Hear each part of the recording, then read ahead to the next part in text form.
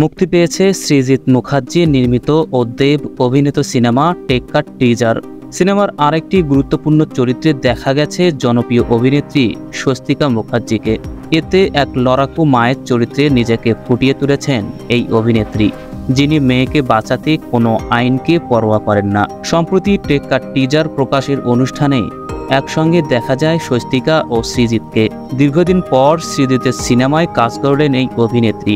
এদিন অনুষ্ঠানে সেই অনুভূতি প্রকাশের পাশাপাশি সিনেমার নানান বিষয় নিয়ে গণমাধ্যমে কথা বলেন স্বস্তিকা।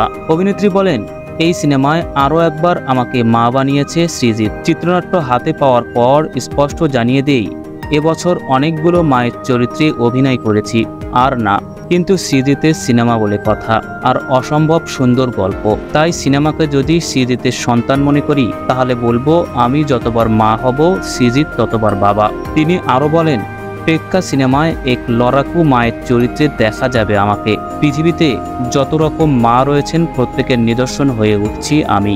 সিনেমায় অন্যরকম ভাবে আমার চরিত্রটা তৈরি করেছে সৃজিত। আশা করি দর্শকদের পছন্দ হবে এই সিনেমাটি। দীর্ঘদিন পর সৃজিতের সঙ্গে কাজের প্রসঙ্গে স্বস্তিকা বলেন, আগের চেয়ে এখন অনেকটাই ঠান্ডা হয়েছে, বয়স হয়েছে তো বেশ কিছু দৃশ্যে দেখলাম সৃজিত নিজেই ক্যামেরা চালাচ্ছে, তার মানে টেকনিক্যালি স্ট্রং হয়েছে। ও এখন বড় ক্যানভাসের সিনেমা ভালোই সামলাতে পারে। তবে এখনও আগের মতোই হার জ্বালিয়েছে সৃজিত। হুটহাট সিদ্ধান্ত নেয় একেবারে মাস্টার। টেক্কার টিজারে সাদামাটা চেহারার শিষ্টাচার পালনের বার্তা দিয়ে দেখা যায় দেবকে। অভিনেতা বলেন, পৃথিবীর সবচেয়ে বড় অপরাধ গরিব হওয়া। সমাজে ভূতের মতো ঘুরে বেড়ালেও যাদের কেউ খোঁজ রাখে না, কেউ চেনে না, তবে এবার তাদের চিনবে।